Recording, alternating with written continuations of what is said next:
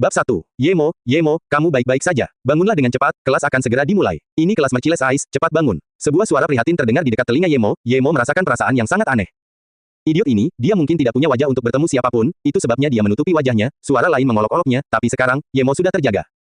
Yemo melihat sekelilingnya, bingung. Tidak ada seorang pun yang dia kenal, dan dia dikelilingi oleh lautan wajah-wajah asing. Melihat wajah Yemo yang hilang, terdengar suara tawa lagi. Jelas sekali bahwa semua tawa ini ditujukan padanya. Melihat semua orang di sekitarnya menertawakannya, dia tidak berani mempertanyakan apapun untuk saat ini, melainkan hanya bisa waspada jika ada yang menyerangnya. Yemo memandang siswa yang duduk di sampingnya. Dialah satu-satunya yang menahan diri untuk tidak menertawakannya, dan orang yang samalah yang membangunkannya. Di mana saya? Siapa kamu? Mengapa ini terlihat seperti ruang kelas? Yemo bertanya dengan heran. Haha, terdengar suara tawa lagi. Yemo, menurutku kamu sangat marah sampai menjadi bodoh. Apakah menurut Anda Yan adalah seseorang yang bisa Anda tuliskan surat cinta? Tidak apa-apa jika kamu masih di keluarga Ye, tapi sekarang, kamu tidak lagi. Lain kali hati-hati, kelas berikutnya adalah bahasa Inggris, dan gurunya adalah Yunbing 1. Jangan sampai ketahuan olehnya, bisik teman satu meja Yemo di telinganya. Suaranya sangat pelan sehingga hanya Yemo yang bisa mendengarnya. Jelas sekali dia juga cemas. Saya benar-benar tidak dapat mengingatnya. Sakit kepalaku sangat parah saat itu, dan aku lupa banyak hal, kata Yemo tanpa daya. Teman satu mejanya menghela nafas. Tentu saja, dia tidak akan percaya bahwa Yemo akan melupakan segalanya dalam waktu sesingkat itu, dia berpikir bahwa Yemo hanya perlu menyelamatkan mukanya dan dia masih belum menyadari bahwa dia bukan lagi Yemo dari keluarga kamu. Tiba-tiba, Yemo tiba-tiba merasakan sakit di kepalanya. Dia ingat bahwa dia sedang membuat pil pengembalian energi dengan tuannya Luo Ying, kemudian para bajingan dari grup aliran barat itu menyerang dan terjadilah berbagai macam ledakan dan pertempuran. Setelah itu, tuannya menggendongnya dan menggunakan jimat kertas pelarian. Tapi bagaimana dia bisa muncul di sini? Apakah ini masih benua Luo Yue? Terlebih lagi, dia duduk di sini dengan aman dan sehat, tapi apa yang terjadi dengan tuannya? Majikannya hanya 3 tahun lebih tua darinya, dan alasan kelompok aliran barat menyerang mereka adalah karena majikannya terlalu cantik. Tuan muda dari Western Flow Group ingin menikahi majikannya yang cantik, namun sayang, dia ditolak. Inilah yang menjadi penyebab pertengkaran mereka. Jika tuannya berada di tangan Western Flow Group, konsekuensinya tidak terbayangkan. Memikirkan hal ini, Yemo tidak bisa lagi menahan kekhawatiran di hatinya dan tiba-tiba berdiri. Ada apa? Apa kamu tidak tahu bel kelas sudah berbunyi? Seorang wanita muda berwajah dingin berjalan ke podium kelas dengan beberapa buku di antara pelukannya. Dia mengamati para siswa yang tertawa di kelas dengan tatapan dingin, dan segera setelah itu, tawa itu menghilang. Semua orang tahu kelas bahasa Inggris ini dijalankan oleh Yunbing, dan yang paling dia benci adalah siswanya membuat keributan. Jika dia mengincar seorang siswa, maka dapat dikatakan bahwa tidak ada hal baik yang akan dihasilkan dari itu. Yemo sudah merasakan ada sesuatu yang tidak beres. Meskipun dia bisa memahami kata-kata ini, bahasanya jelas bukan bahasa yang dia gunakan sebelumnya. Apakah ini bukan lagi benua Luo Yue? Sambil mengerutkan kening, Yemo ingin tahu lebih banyak. Gelombang sakit kepala lainnya datang, dan dia tiba-tiba teringat segala macam informasi. Yemo adalah anggota generasi ketiga keluarga Ye. Ayahnya, Ye Wentian, telah meninggal dunia 2 tahun sebelumnya, dan dia tidak ingat lagi tentang ibunya. Setelah ayahnya meninggal, dia diasingkan dari keluarga Ye, ini karena dia bukan putra kandung Ye Wentian menurut tes DNA yang dilakukan setelah kematiannya. Namun, dia masih ingat adik perempuannya Ye Ling dan adik laki-lakinya Ye Zifeng. Sayangnya, mereka berdua bukan berasal dari ibu yang sama dengannya, melainkan dari ayah yang sama. 3 tahun lalu, ayahnya sepertinya meramalkan pengasingan Yemo, jadi dia meminta ayahnya sendiri untuk meminta pernikahan dengan keluarga Ning. Karena Ye Wentian mengetahui sepenuhnya tentang kesehatannya yang buruk, dia ingin mencari cadangan untuk Yemo. Karena itu, dia menemukan keluarga Ning di Beijing. Mampu menikah dengan 5 keluarga teratas di Tiongkok, keluarga Ning tentu saja dengan senang hati menurutinya. Kepala keluarga Ning menjodohkan cucu perempuannya dengan Yemo. 3 tahun lalu, Ning Qingsui, yang saat itu baru berusia 21 tahun, sudah menjadi wanita tercantik di seluruh ibu kota. Sementara itu, Yemo menjadi bencana bagi keluarga Ye, dan alasannya sederhana. Dalam salah satu pemeriksaan di rumah sakit, Yemo ditemukan impoten secara alami.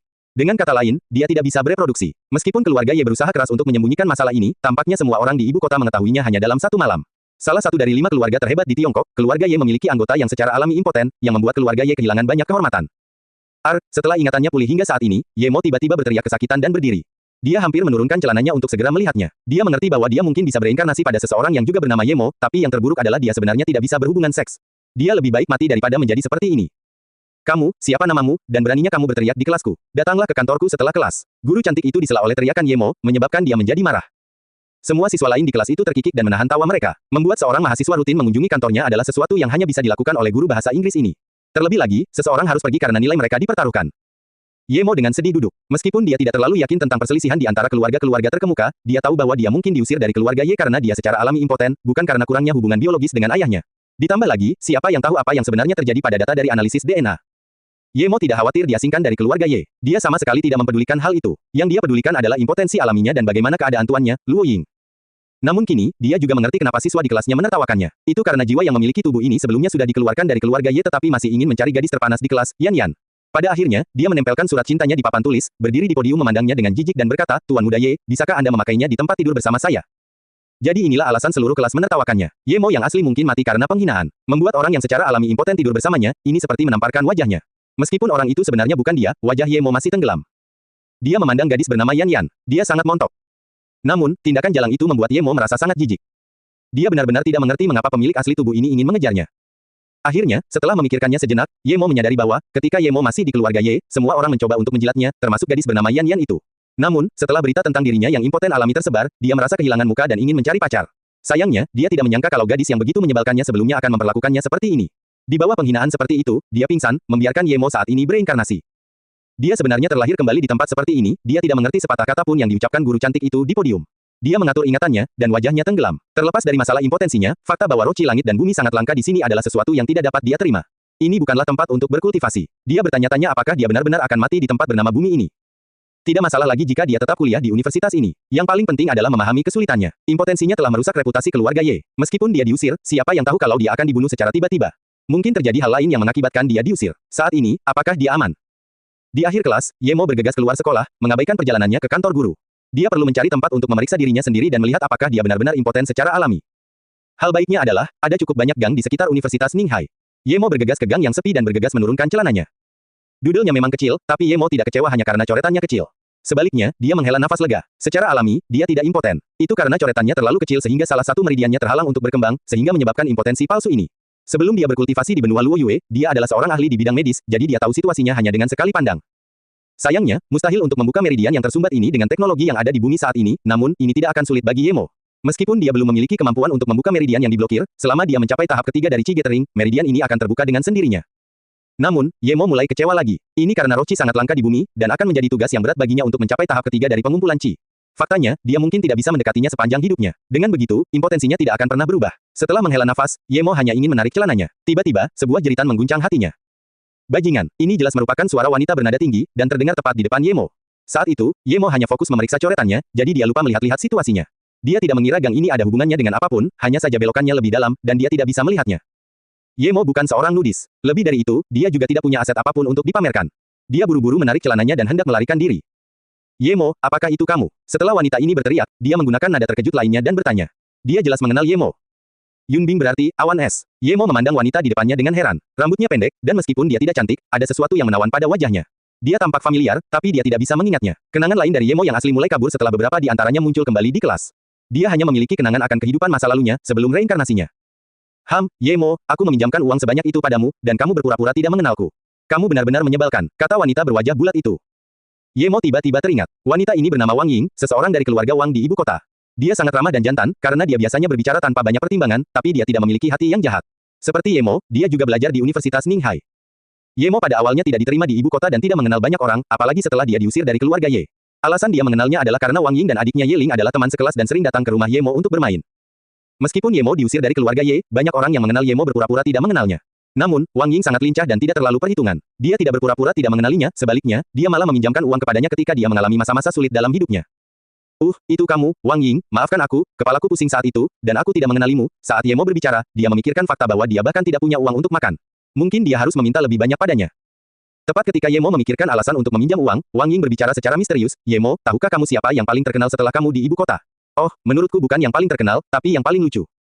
Wang Ying tampaknya tidak peduli sama sekali jika kata-katanya menyakiti perasaan Ye Mo saat dia terus berbicara dengan gembira.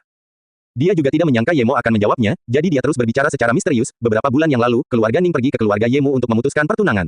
Kamu tahu apa yang dikatakan paman buyutmu? Ye Mo berbicara dengan jelas, saya Ye Mo, saya tidak punya paman. Oh, benar, maafkan aku lupa kamu bukan lagi anggota keluarga Ye. Hebat sekali. Oh, maksudku Tuan Ye berkata bahwa Ye Mo bukan lagi bagian dari keluarga Ye.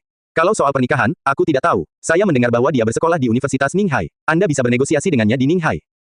Keluarga Ning sangat marah tetapi tidak bisa berbuat apa-apa. Hei, Ye Mo, apakah orang-orang dari keluarga Ning datang mencarimu? Saya mendengar bahwa keluarga Song mengirim orang ke keluarga Ning dan ingin melibatkan Ning Qingsui dengan Song Shouwen. Hehe, kamu tidak akan bisa membayangkan apa yang dikatakan tunanganmu. Berbicara sampai saat itu, Wang Ying memandang Ye Mo dengan sangat memuaskan, dia ingin tahu reaksi Ye Mo. Ye Mo menggelengkan kepalanya. Sejujurnya, dia tidak memiliki kesan terhadap Ning Qingsui, meskipun dia mungkin wanita tercantik di ibu kota dan juga tunangannya, dia bukan lagi Ye Mo yang asli dan juga bukan keturunan langsung dari keluarga Ye. Sikap Ning Qingsui tidak ada hubungannya dengan dia dan bisa menikah dengan siapapun yang dia inginkan, dia tidak akan peduli sama sekali. Selain itu, tidak peduli betapa cantiknya Ning Qingsui, bisakah dia lebih menarik daripada tuannya? Sebelumnya, EQ-nya terlalu rendah. Tuannya baik padanya, dan dia pikir itu adalah tanda kepedulian terhadap kesejahteraannya, tetapi setelah mengalami hidup dan mati, jika dia masih tidak dapat memahami perasaan tuannya Luo Ying terhadapnya, maka dia harus pergi dan mati, lagi. Tapi sekarang, dia bahkan tidak tahu apakah Luo Ying telah bereinkarnasi seperti dia. Memikirkan hal ini, Ye Mo bingung. Melihat keadaan Ye Mo, Wang Ying berpikir dia enggan melepaskan Ning Qingsui atau masih merasa terganggu dengan pengasingannya.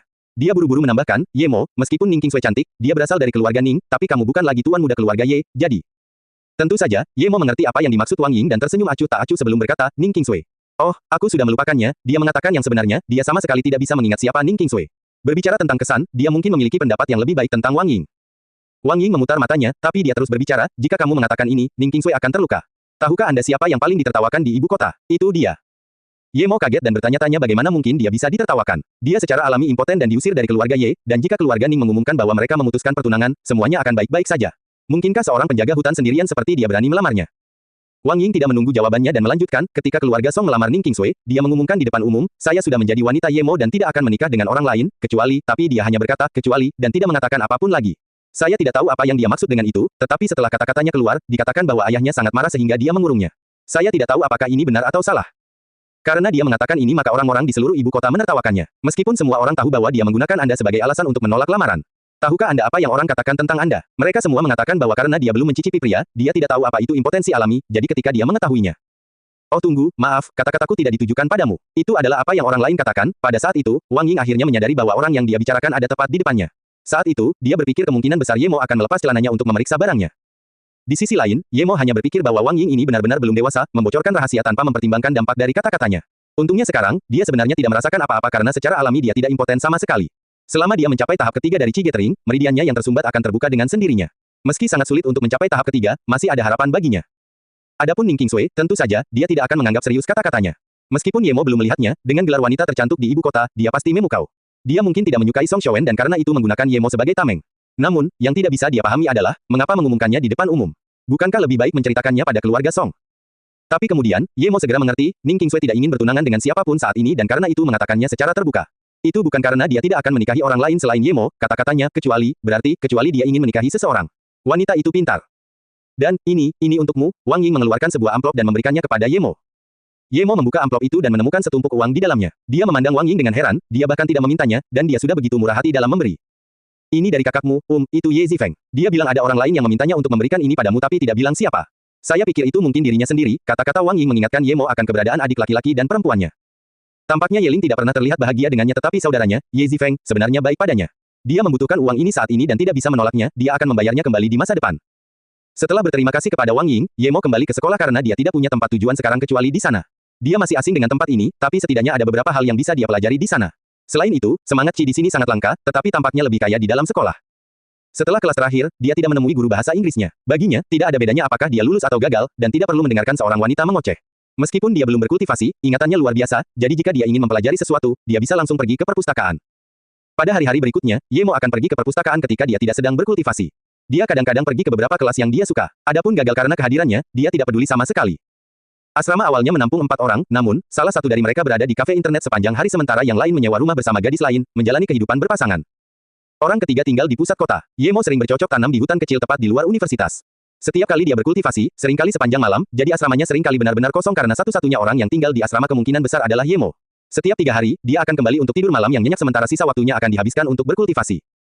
Meskipun dia tahu bahwa tidak akan ada hasil jika berkultivasi di tempat seperti ini, kebiasaan jangka panjangnya telah membuatnya tidak punya hal lain yang lebih baik untuk dilakukan selain berkultivasi.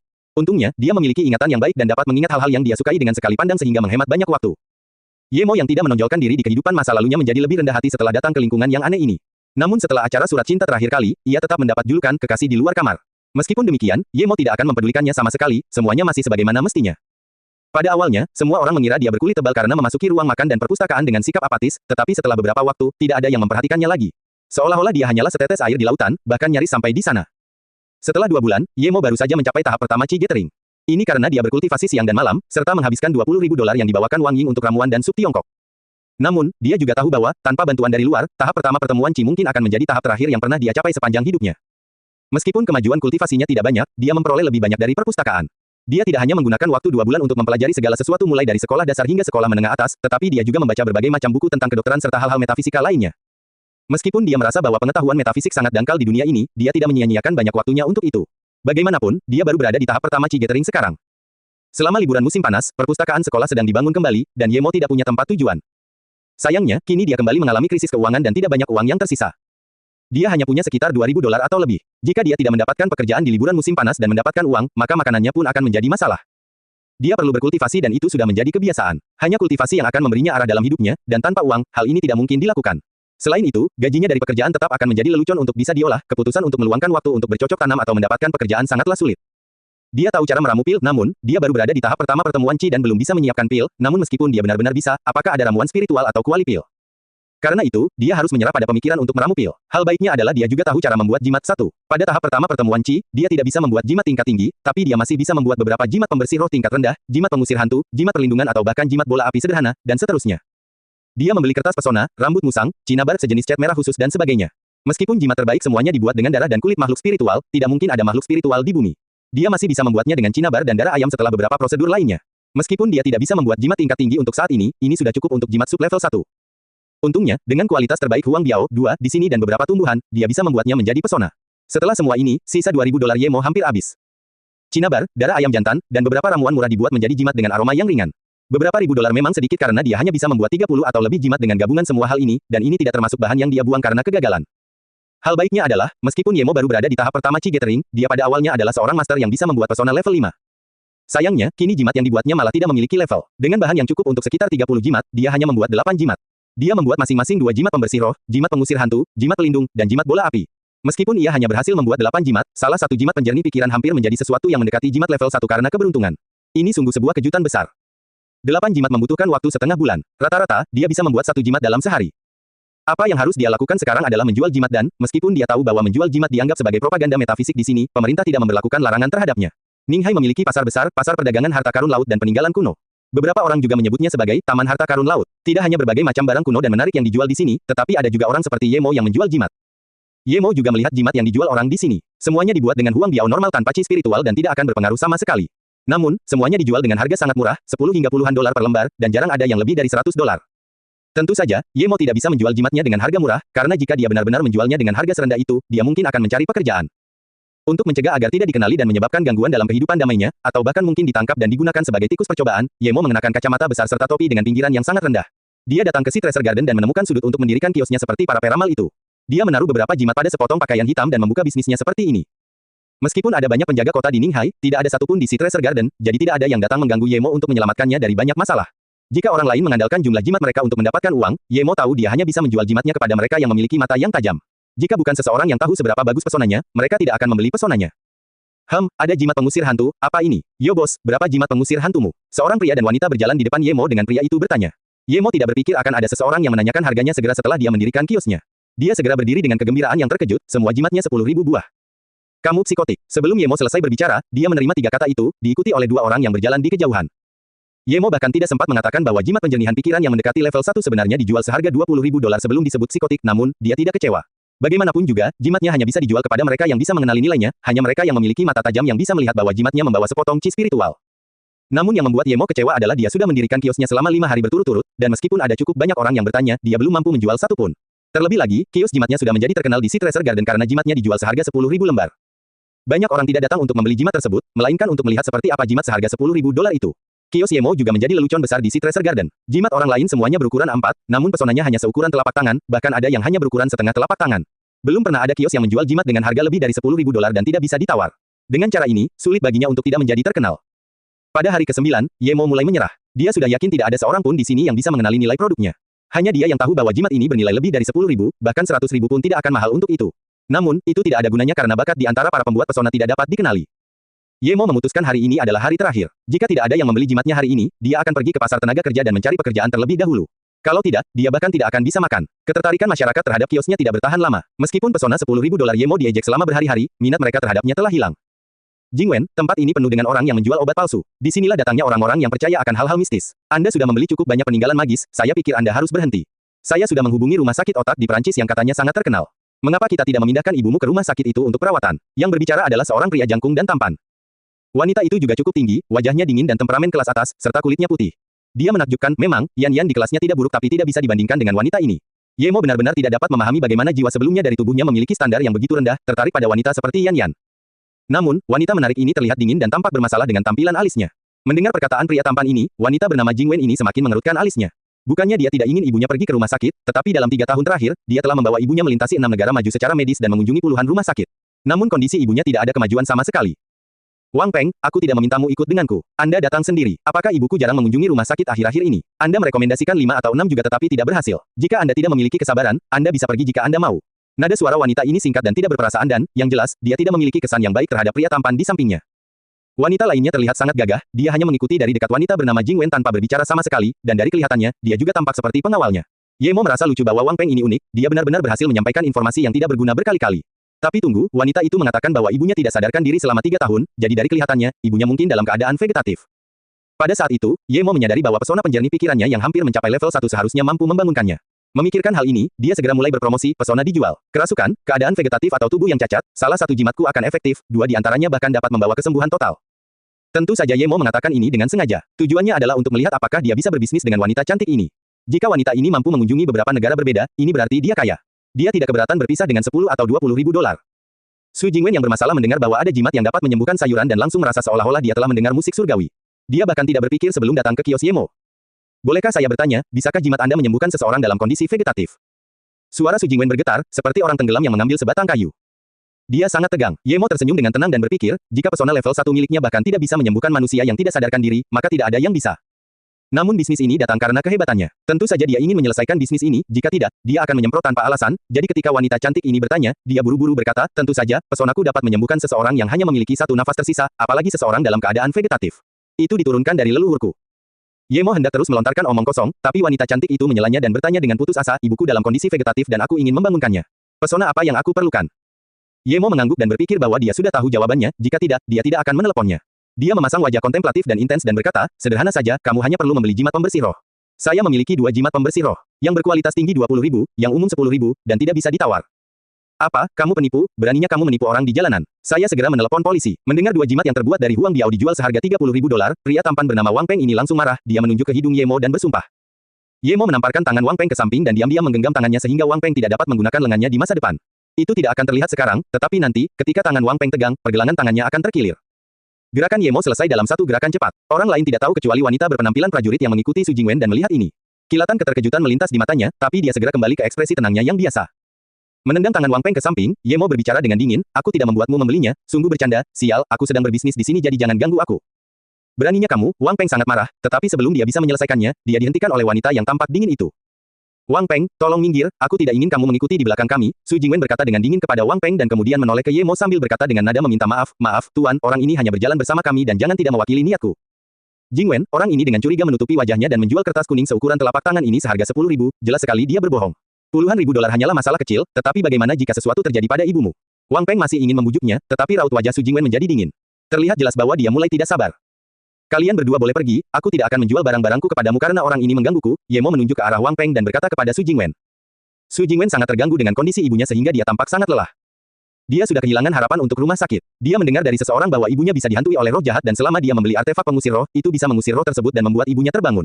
Dia membeli cukup banyak artefak, tapi ibunya masih belum menunjukkan tanda-tanda bangun sedikit pun. Sekarang seseorang mengatakan bahwa pesonanya dapat membangunkan ibunya, bagaimana dia bisa membiarkan hal itu berlalu?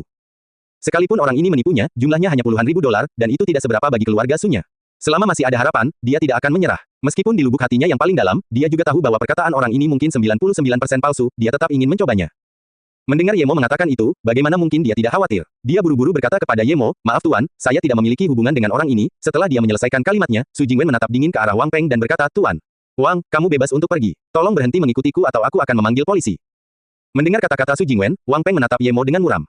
Diam-diam, dia bersumpah dengan getir bahwa Ye Mo akan menghadapi musik karena penipuannya. Ketika dia kembali, dia akan memanggil orang-orang untuk mematahkan lengan dan kaki orang ini. Tapi karena Su Jingwen sudah mengatakan itu, dia tidak lagi punya wajah untuk tinggal dan hanya bisa berbalik dan pergi. Ye Mo melihat mata Wang Peng dan tahu apa yang ingin dilakukan orang itu. Namun, dia hanya akan melakukan bisnis ini selama beberapa hari ini, dan begitu dia selesai, dia akan pergi. Dia tidak punya waktu untuk hal lain. Terlebih lagi, dia sama sekali tidak takut pada Wang Peng ini. Aku ingin semua jimat pembersih rohmu ada di sini, berapa harganya? Melihat Wang Peng telah pergi, Su Jingwen bertanya dengan putus asa. Ye Mo mengambil 2 jimat pembersih roh dan berkata, aku bekerja keras untuk ini, jadi tentu saja, tidak akan banyak, hanya 2 ini, tetapi Anda hanya perlu yang bagus ini. Sedangkan yang lainnya, Anda bisa menyimpannya di dalam botol giok dan biasanya masih bisa berfungsi dalam 10 tahun. Harganya 30.000 dolar untuk mereka berdua. Saat dia berbicara, Ye Mo mengambil 2 jimat pembersih roh dan memberikannya kepada Su Jingwen, sambil menunjukkan padanya jimat yang mendekati level 1. Su Jingwen mengambil kedua jimat itu tetapi memberinya cek sebesar 50.000 dolar.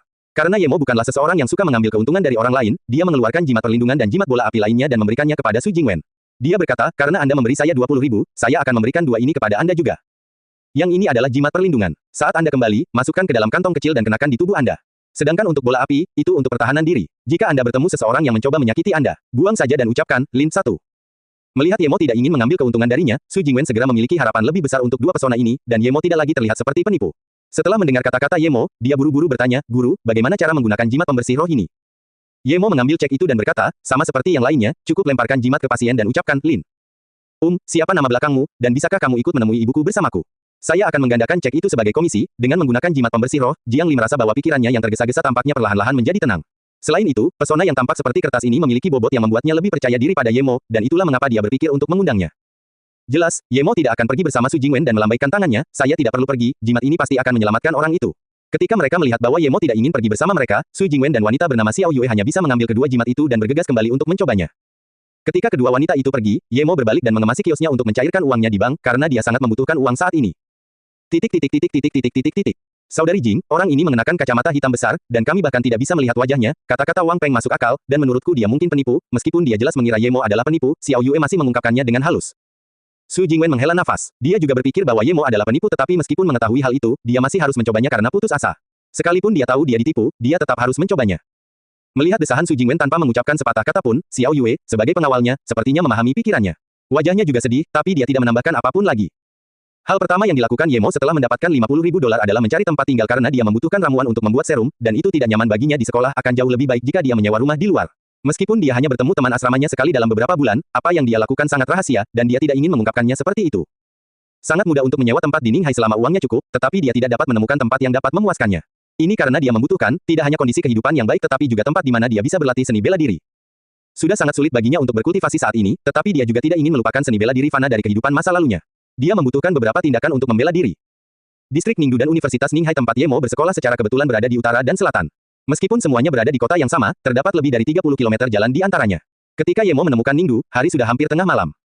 Ada dua alasan mengapa dia ingin mencari tempat tinggal yang jauh dari universitas. Yang pertama adalah karena dia tidak ingin orang-orang di sekolah mengetahui rahasianya, dan yang kedua adalah dia ingin lari ke sekolah di masa depan untuk melatih tubuhnya.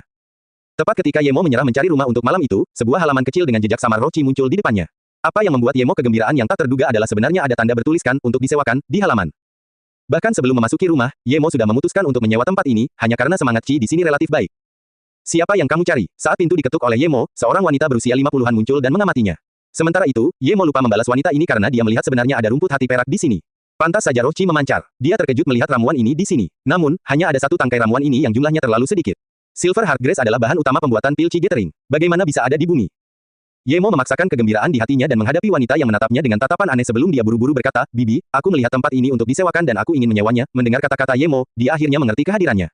Itu adalah seseorang yang ingin menyewa rumah, jadi dia segera membiarkan Yemo masuk. Setelah percakapan dengannya, Yemo akhirnya mengerti cara kerja tempat ini. Halaman rumah ini memiliki dua ruangan di sebelah timur dan barat serta ruang tamu. Pemilik rumah tidak mau menyewa ruang tamu, dan kamar di sisi barat sudah disewa orang lain. Sedangkan ruangan di sebelah timur merupakan tempat tinggal pemilik rumah, namun, pemilik rumah kini pergi ke distrik Ningbei tempat tinggal putra pemiliknya. Oleh karena itu dia ingin menyewakan sisi timur juga, dan saat itulah dia bertemu Yemo. Apa yang mengejutkan wanita itu adalah dia menetapkan harga sewa sebesar 1.100 sebulan, tetapi pemuda yang tidak terlalu kaya ini bahkan tidak mengatakan apa-apa dan langsung membayar sewa 1 tahun. Ayah, kenapa kamu kembali? Su Jingwen kembali ke rumah sakit swasta, dan orang pertama yang dilihatnya adalah ayahnya. Sejak ibunya mengalami kondisi vegetatif, ayahnya menginvestasikan hampir seluruh waktunya untuk karirnya, sementara perusahaan ibunya dikelola oleh Su Jingwen. Namun karena ibunya yang sakit, perusahaan menjadi berantakan, meski begitu ayahnya tidak menanyakan hal itu dan juga jarang datang ke rumah sakit swasta untuk menjenguk ibunya. Namun, Su Jingwen tidak tahu mengapa ayahnya tiba-tiba datang ke rumah sakit hari ini. Jika aku tidak kembali, aku tidak tahu seberapa besar masalah yang akan kamu timbulkan. Membeli semua barang acak itu dan kali ini, kamu bahkan percaya jimat akan menyembuhkan ibumu. Apakah langkahmu selanjutnya mengundang Tiao Dasen? 1. Wajah Su Jianzong sangat suram, jelas dia kecewa pada putrinya. Mendengar ini, Su Jingwen tahu bahwa Wang Peng telah menipunya. Dia merasakan gelombang kebencian terhadap Wang Peng yang menjijikkan yang hanya berwajah cantik ini. Namun, dia juga sangat kesal pada ayahnya, oleh karena itu dia tetap diam dan tidak mau menjawab. Apa, kamu tidak bisa bicara lagi? Segera buang sampah tak berguna itu. Su Jianzeng berkata dengan suara memerintah. Ayah, setelah ibu sakit, apa yang kamu lakukan? Anda hanya datang mengunjunginya sekali ketika dia tidak sadarkan diri.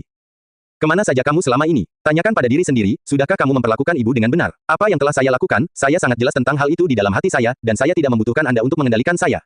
Ibu tidak pernah mengkritikmu karena wanita yang kamu miliki di luar, tapi bagaimana dengan dirimu sendiri? Pernahkah kamu memikirkan ibu sedikit pun? Setelah terdiam beberapa saat, Su Jingwen tiba-tiba meledak.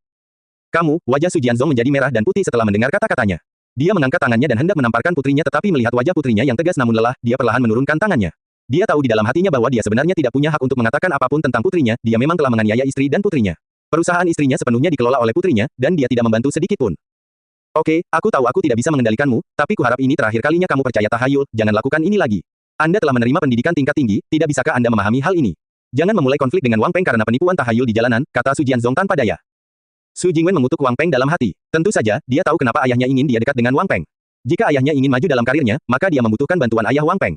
Meskipun ayahnya sudah menjadi wali kota, ayahnya tidak termasuk dalam daftar investasi besar di keluarga Su. Tanpa bantuan keluarga Su, Su Jianzong akan tetap dalam posisi itu selama sisa hidupnya jika dia tidak menemukan koneksinya sendiri. Faktanya, Su Jianzong memang berpikir seperti ini.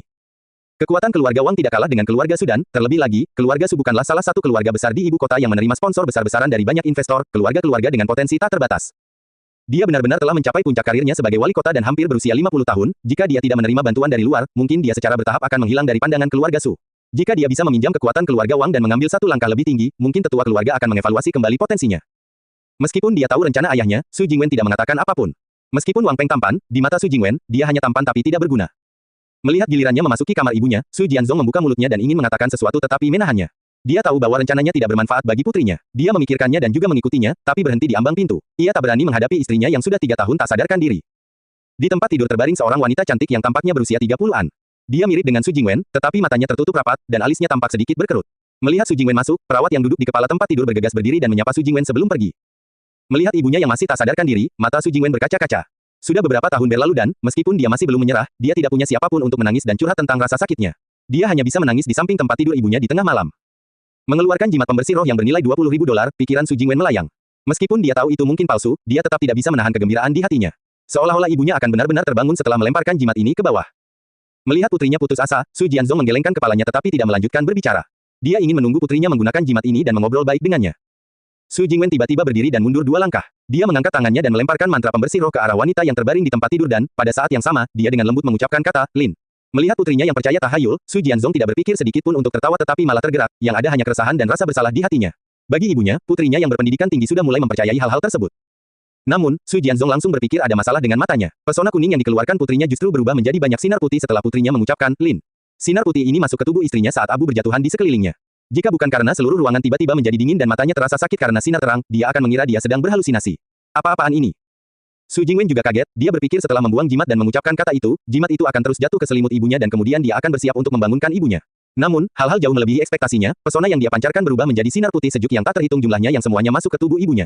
Sementara itu, pesona yang dia keluarkan semuanya lenyap. Dalam sekejap mata, yang dia lihat hanyalah bintik-bintik kecil debu beterbangan. Su Jingwen merasa merinding di kepalanya. Dia tahu bahwa banyak penipuan tersebut menggunakan kejadian kimia untuk menipu orang, namun, dia adalah seorang mahasiswa sains yang terpelajar, dan tidak mungkin dia bisa menjelaskan fenomena ini dengan reaksi kimia apapun. Mungkinkah ini benar-benar sebuah pesona? Berpikir bahwa jimat ini mungkin benar-benar berfungsi, tangan Su Jingwen mulai gemetar. Jika apa yang dikatakan tuan penjual jimat itu benar, maka ibunya pasti akan segera bangun. Su Jingwen tidak bisa lagi menahan kegembiraan di hatinya dan bergegas ke samping ibunya. Bu, aku Jingwen, bisakah ibu mendengarku? Bu, Su Jingwen dengan gelisah meraih tangan wanita itu dan memanggil namanya tanpa henti. Tangan wanita itu bergerak lalu alisnya bergerak-gerak. Perlahan, dia membuka matanya. Bingung, dia memandang putrinya dengan penuh kegembiraan dan air mata dan ingin mengatakan sesuatu. Namun, Su Jingwen dengan bersemangat menukik kepelukan wanita itu dan menangis, Bu, kamu akhirnya bangun, aku. Wen, wanita di tempat tidur itu perlahan terbangun. Dia merasakan udara ringan dan menyegarkan perlahan beredar di dalam tubuhnya membuat semangatnya berangsur pulih. Apa yang terjadi padaku, Wen? Wanita di tempat tidur itu benar-benar terjaga dan kesulitan untuk duduk. Namun, berbaring dalam waktu lama membuat anggota tubuhnya mati rasa, membuatnya tidak bisa duduk. Namun, dia merasakan hembusan menyegarkan yang masih memulihkan anggota tubuhnya. Su Jianzong menatap pemandangan yang tidak dapat dipahami ini dengan mulut terbuka lebar karena terkejut. Dia terdiam, ini adalah pertama kalinya dia menyadari hal-hal yang tidak dapat dijelaskan di dunia ini adalah nyata. Yemo merasa sangat senang dengan tempat tinggal barunya. Dia masih memiliki puluhan ribu dolar saat ini, dan untuk saat ini, dia tidak perlu keluar dan mencari uang. Setiap hari, dia tinggal di halaman untuk bercocok tanam dan juga dengan hati-hati memindahkan rumput hati perak ke pot bunga lain. Setelah sebulan, Yemo juga mengetahui bahwa orang yang tinggal di sisi barat adalah seorang wanita muda berusia 20-an. Namun, Yemo berkultivasi setiap malam dan pergi ke halaman setiap pagi untuk berlatih seni bela diri. Sementara itu, wanita itu juga sepertinya berangkat kerja pagi-pagi sekali, dan saat dia kembali setiap hari, Yemo sudah mulai berkultivasi di kamarnya. Oleh karena itu, setelah sebulan, keduanya masih belum bertemu satu sama lain sekalipun. Yemo sama sekali tidak peduli wanita seperti apa yang tinggal di sisi barat. Meski hidupnya biasa-biasa saja, ia bahkan tidak punya cukup waktu untuk berkultivasi setiap hari, apalagi waktu untuk mengobrol dengan seorang wanita. Meskipun Su Wei tahu bahwa pemilik rumah juga menyewakan sisi timur, dia tidak tahu orang seperti apa yang menyewa rumah tersebut. Dia hanya tahu bahwa ini adalah pemuda laki-laki yang seumuran dengannya. Namun, dia berangkat kerja setiap hari pada jam 6 pagi, dan saat dia kembali, sudah hampir jam 7 malam, tetapi dia belum pernah melihat orang ini. Karena direktur rumah sakit negara sedang melakukan inspeksi kerja bulan ini, dia bahkan tidak mendapat istirahat satu hari pun di akhir pekan. Sedangkan pemuda ini tidak pernah muncul sebelum atau sesudah berangkat kerja. Jika bukan karena perubahan bunga di pot bunga di taman setiap hari, dia akan mengira orang ini tidak ada sama sekali. Namun seiring berjalannya waktu, dia memahami bahwa orang yang tinggal di seberang kamarnya mungkin adalah seorang Zainan. Masih ada setengah bulan tersisa sebelum sekolah dimulai. Bulan budidaya ini hanya membuat Qi Yemo lebih murni, tapi masih jauh dari tahap kedua pengumpulan Qi. Dari sini terlihat betapa besarnya pengaruh semangat Qi di dunia terhadap kultivasi.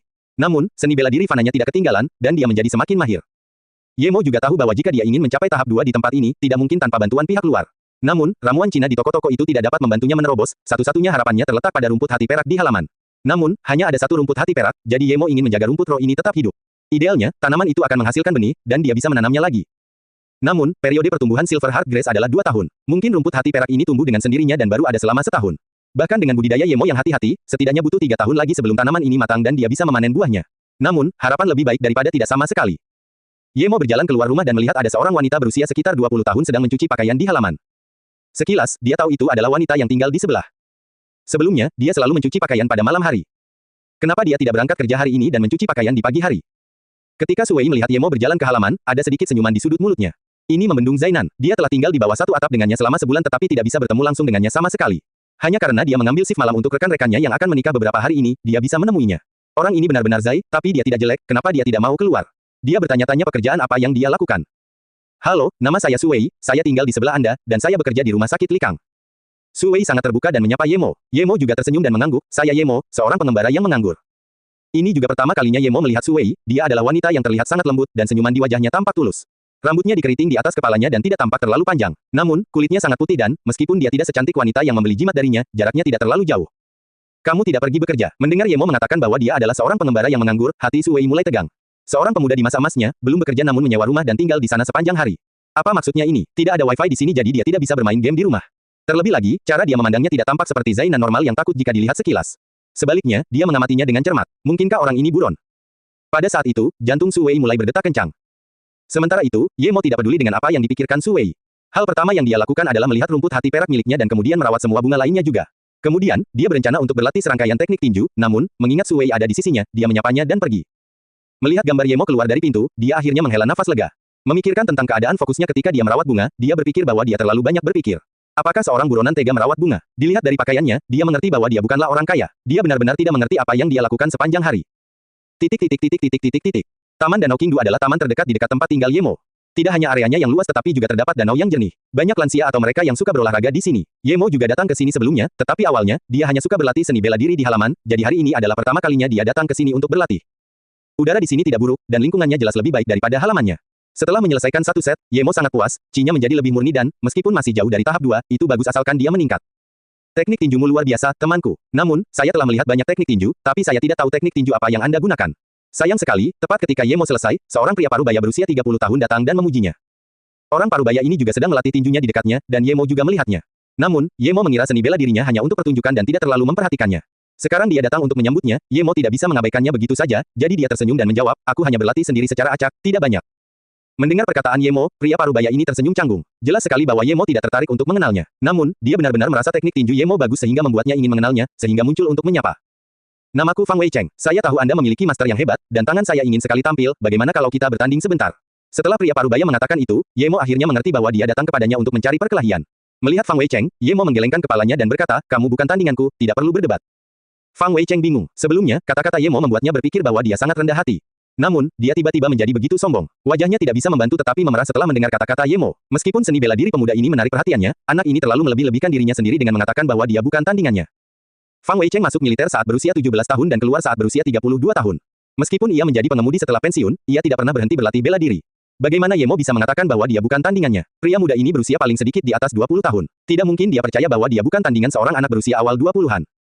Alasan dia ingin berdebat dengan pemuda ini adalah karena dia merasa seni bela diri Yemo bukan untuk pertunjukan, sama seperti dia, dan bertarung dengan Yemo pasti akan memberinya keuntungan. Bagaimana kamu tahu bahwa aku bukan tandinganmu? Sejujurnya, setelah aku keluar dari militer, aku belum pernah bertemu seseorang yang bisa menandingiku. Karena kamu sangat percaya diri, mengapa kita tidak mencobanya? Fang Weicheng merasa kehilangan muka. Yemo menggelengkan kepalanya dan berkata dengan enggan, oke, karena kamu mau, ambil langkah pertama. Di sini saja, kita tidak akan pergi ke tempat yang lebih besar. Fang Weicheng melihat sekeliling. Yemo tersenyum dan berkata, ini hanya masalah beberapa langkah, itu tidak perlu. Kamu, Fang Weicheng terdiam mendengar kata-kata Yemo. Kemarahan mulai muncul di hatinya ketika dia berbicara dengan marah, kalau begitu, aku menyerang. Serangan Fang Weicheng adalah, harimau hitam merobek hati, yang biasa-biasa saja namun kokoh. Meskipun terlihat sederhana, pemikirannya adalah ketika pemuda ini bergerak, serangan Fang Weicheng akan segera berubah dan membuat Yemo mengetahui kekuatannya. Tanpa diduga baginya, tepat ketika Fang Weicheng memukul dengan tinjunya, Ye Mo tiba-tiba mengambil langkah ke depan dan meraih tinju Fang Weicheng bahkan sebelum dia sempat mengubah gerakannya. Ye Mo mengangkat tangannya, dan tubuh Fang Weicheng yang hampir 100 kg terangkat yang menyebabkan kepala Fang Weicheng segera berdengung. Itu benar-benar melebihi akal sehatnya. Ketika dia sadar kembali, dia menyadari bahwa dia telah terlempar ke bangku batu di samping Ye Mo, seolah-olah dia telah duduk di sana sejak awal. Sementara itu, pemuda yang berdebat dengannya sudah menghilang. Luar biasa, setelah beberapa waktu, Fang Weicheng akhirnya menyadari apa yang telah terjadi dan bergumam pada dirinya sendiri, bahkan instruktur di ketentaraan tidak bisa menang lawanku dengan mudah. Ketika Ye Mo masuk ke halaman kecil, Su Wei sedang mengamati bunga yang dia budidayakan. Meskipun Ye Mo menanam banyak bunga, itu semua terutama untuk menutupi rumput hati perak itu. Melihat Ye Mo masuk, Su Wei merasa sedikit canggung dan buru-buru berdiri, mencoba mencari percakapan. Saya tidak berpikir kamu suka menanam bunga. Biasanya pria yang menanam bunga adalah orang yang sangat teliti, sehingga Anda terlihat seperti orang yang teliti. Oh, aku membeli sayuran hari ini, ayo makan bersama nanti. Bagaimanapun, kami adalah tetangga, dan kami bisa sedikit lebih mengenal satu sama lain. Ye Mo selalu makan di luar dan tidak menyangka seseorang akan mengundangnya makan malam hari ini. Tentu saja, dia tidak akan menolak hal seperti ini dan tersenyum. Oke, terima kasih. Aku selalu melihatmu datang lebih awal dan datang terlambat, kenapa kamu tidak berangkat kerja hari ini? Salah satu kolega saya mengajukan cuti selama beberapa hari ini, dan secara kebetulan, saya sedang beristirahat jadi saya mengambil shift malam untuknya. Su Wei tidak menganggap pengamatan Zainan ini tepat sasaran. Masakan Su Wei tidak buruk, setidaknya lebih baik dari apa yang didapat Ye Mo saat dia pergi makan setiap hari. Makanan hari ini luar biasa, terima kasih. Lalu Ye Mo berpikir, alangkah baiknya jika aku bisa mengambilkan makanan darinya setiap hari. Dengan begitu, saya tidak perlu keluar setiap hari untuk mencari makan. Kami bertetangga, tidak perlu berterima kasih padaku. Anda juga bisa mengundang saya makan di masa depan. Su Wei berkata sambil bercanda dan mulai merasa bahwa Ye Mo tidak tampak seperti orang jahat. Ye Mo tersenyum canggung dan berkata, saya tidak pernah memasak sendiri. Kalau begitu pergilah ke restoran. Su Wei merasa Ye Mo ini lucu. Biasanya, seseorang mengundang seorang gadis yang tidak terlalu dikenalnya ke restoran, siapa yang akan memasak sendiri? Bukankah mereka biasanya pergi ke restoran? Ye Mo berkata tanpa daya, baiklah, jika saya memiliki kesempatan, saya akan mengundang Anda. Sementara itu, dia berpikir dalam hati, saya tahu tidak pernah ada makanan gratis di dunia. Begitu yang satu selesai makan siang ini, yang satu lagi berhutang pada yang lain. Ye Mo, ayo bertukar nomor, nomorku 13, apa milikmu? Su Wei mengeluarkan ponsel berwarna merah muda yang indah dan bertanya. Saya tidak punya telepon. Jika Anda membutuhkan sesuatu, cukup ketuk pintu saya masih bisa membantu Anda dengan hal-hal biasa. Baiklah, aku akan kembali sekarang. Setelah dia selesai, Ye Mo berdiri dan kembali ke kamarnya. Su Wei sedikit bingung, lalu berpikir bahwa bahkan seorang pekerja saat ini pun akan memiliki telepon, namun Ye Mo bahkan tidak memilikinya sehingga dia mungkin berada dalam situasi yang buruk. Dia bertanya-tanya ketika dia memandangnya apakah dia membayar sewa, dan bagaimana pemiliknya bisa membiarkan dia tinggal di sini jika dia tidak membayarnya. Namun, pria ini sepertinya sangat menghargai martabatnya dan mengatakan dia bisa membantunya dengan hal-hal biasa. Su Wei menggelengkan kepalanya. Ye Mo ini sepertinya bukan orang jahat, hanya saja dia perlu menyelamatkan mukanya. Dia bertanya-tanya apakah dia harus membantunya mencari pekerjaan di rumah sakit, karena itu lebih baik daripada menjadi pengangguran.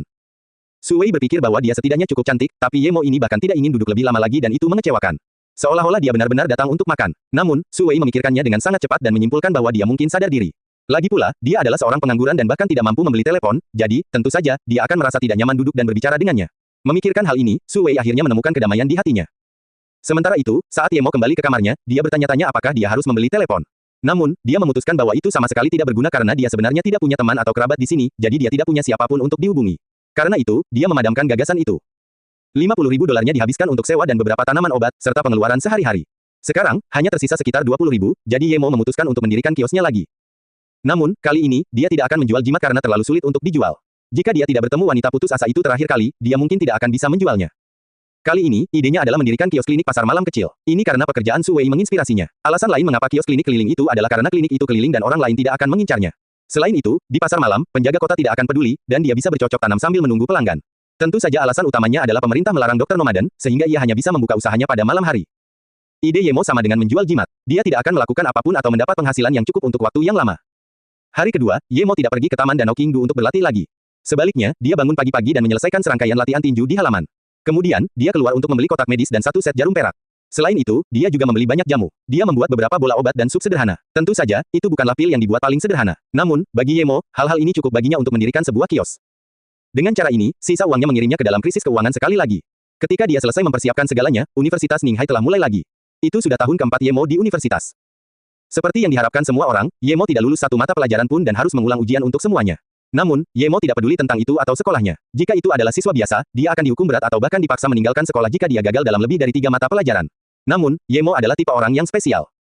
Meskipun dia dikeluarkan dari keluarga Ye, sekolah tidak akan memulai konflik dengan keluarga Ye karena hal ini, karena tidak ada yang benar-benar tahu apa yang sedang dimainkan oleh keluarga besar tersebut. Lagi pula dia akan pergi setelah 4 tahun, jadi sekolah tidak akan rugi apa-apa. Lagi pula, ketika dia pertama kali masuk Universitas Ninghai, dia tidak masuk dalam nilai-nilainya. Adapun ujian remedial, Ye Mo tidak peduli sama sekali, itu tidak ada tempat di hatinya dan masih fokus mempersiapkan kios pasar malamnya.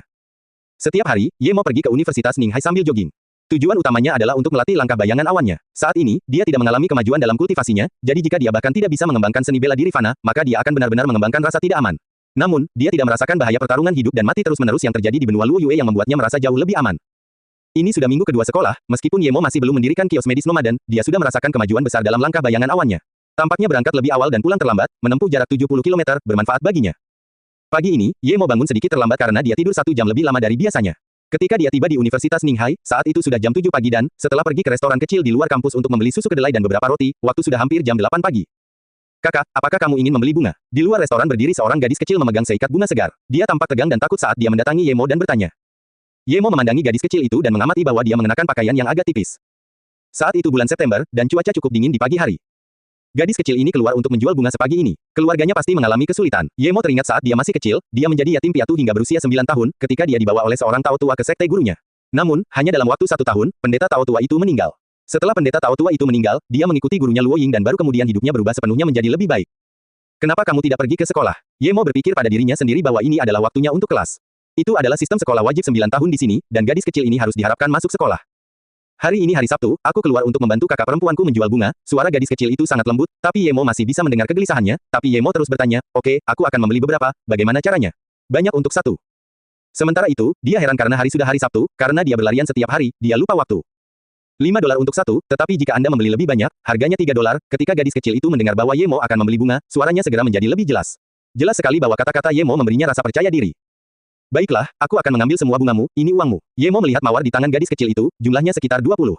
Dia mengeluarkan uang kertas $100 dan memberikannya kepada gadis kecil itu. Dia mengambil bunga dari tangan gadis kecil itu dan berbalik untuk pergi.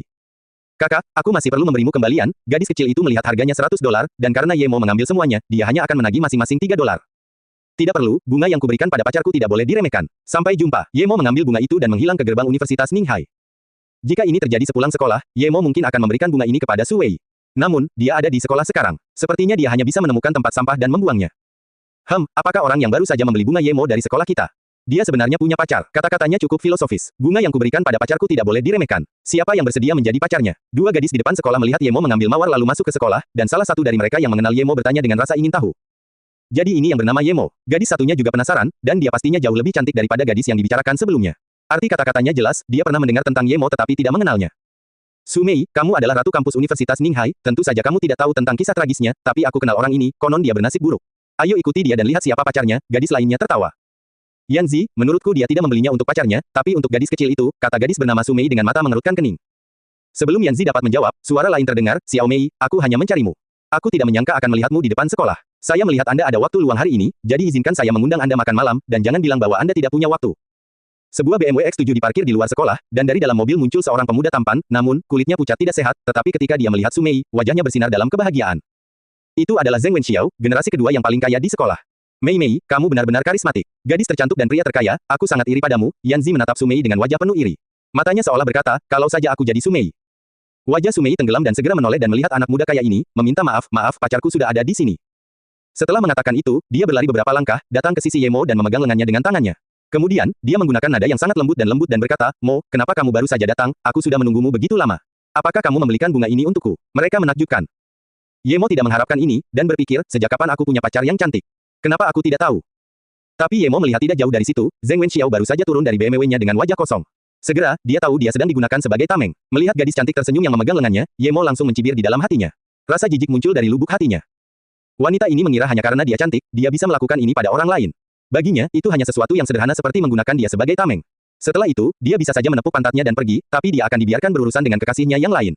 Seolah-olah itu adalah kehormatan Yemo yang dia gunakan. Wanita yang egois ini benar-benar merasa terlalu nyaman dengan diri mereka sendiri. Hanya melihat mata pemuda berwajah pucat itu memandangnya, Yemo tahu dia tidak akan membiarkannya pergi dengan bebas. Meskipun Yemo tidak takut pada siapapun, dia merasa tidak nyaman dimanipulasi oleh orang seperti ini. Untungnya, dia tidak sama lagi, jika itu adalah Yemo yang asli, konsekuensinya akan lebih parah. Remaja berwajah pucat itu jelas bukan orang baik. Jika dia membiarkan Yemo bebas dari hukuman setelah ini, maka Yemo akan benar-benar menyia-nyiakan beberapa dekade dia hidup di dunia kultivasi. Menatap tanpa ekspresi pada gadis cantik di sampingnya, Yemo tidak mengatakan sepatah kata pun. Meskipun dia benar-benar muak dengan perilaku tidak bertanggung jawab gadis itu, di mana tindakan seseorang dilakukan tanpa memikirkan konsekuensi yang akan ditimbulkannya pada orang lain, dia juga tidak menyukai pemuda berwajah pucat dan bermata ikan mati ini. Jika orang ini berani mencari masalah dengannya setelahnya, dia tidak keberatan meninggalkan kenangan yang akan bertahan seumur hidupnya.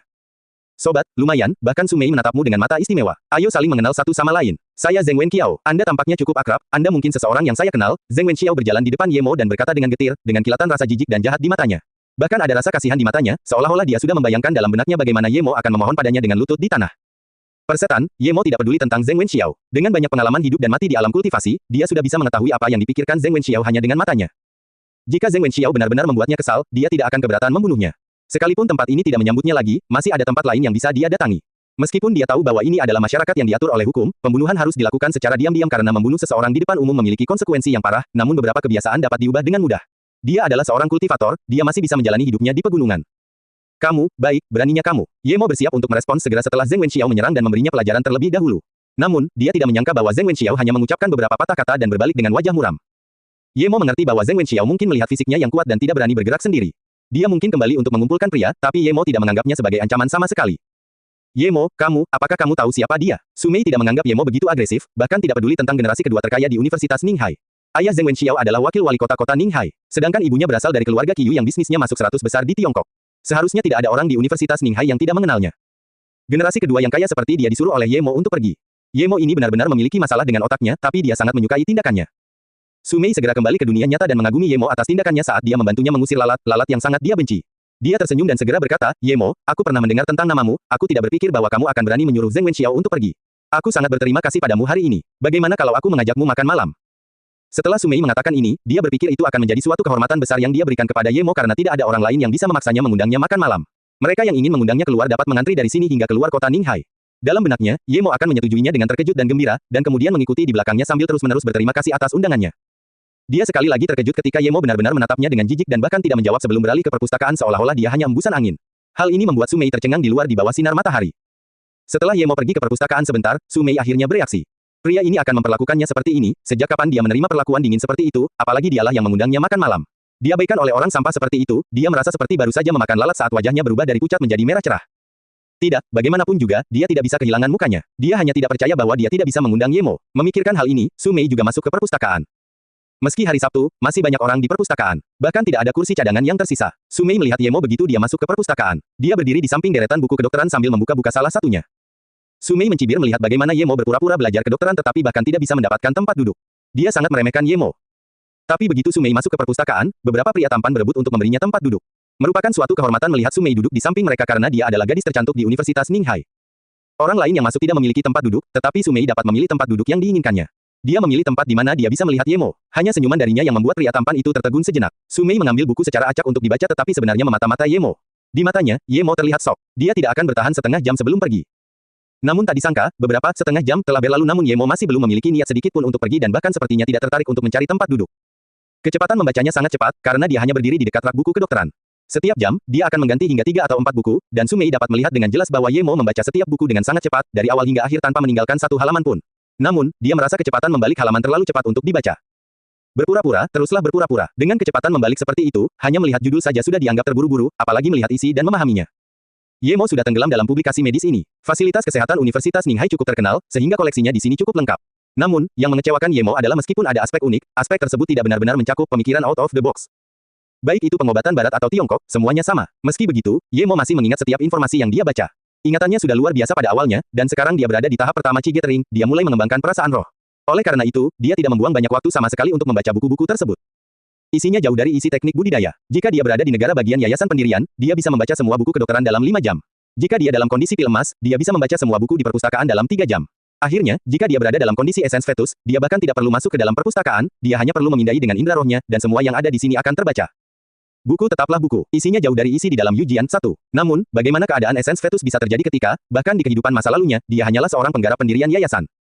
Sementara itu, Sumei mulai bosan menunggu. Saat itu sudah jam 3 sore, tapi Ye Mo masih membaca dan bahkan belum makan siang. Karena dia harus menjaganya, dia hanya bisa kelaparan juga. Dia tidak mengerti mengapa dia harus membuat dia mendengarkan dirinya sendiri. Itu hanya mengundang makan malam, tapi ketika dia menolaknya, dia merasa sangat tidak nyaman. Tepat ketika Sumei tidak tahan lagi, Ye Mo akhirnya meletakkan buku di tangannya dan berjalan keluar dari perpustakaan. Melihat ini, Sumei segera mengikutinya keluar. Apa lagi yang kamu mau? Suara Ye Mo terdengar dingin. Jelas, dia sudah tahu Sumei mengikutinya. Sumei tertegun mendengar kata-kata Ye Mo tetapi dengan cepat bereaksi dan berkata, seperti ini, karena kamu membantuku di pagi hari, aku benar-benar ingin mengajakmu keluar untuk makan. Saya tidak ingin berutang apapun kepada Anda, jika tidak, aku akan merasa sangat. Yemo menatap dingin ke arah Sumei sekali dan menghela nafas dalam hatinya, hanya wanita yang mengira mereka adalah putri yang akan memiliki kepuasan diri yang begitu merendahkan. Dia tidak memikirkan dampak apa yang akan ditimbulkan oleh tindakannya terhadap orang lain. Yang bisa dia pikirkan hanyalah keunggulannya.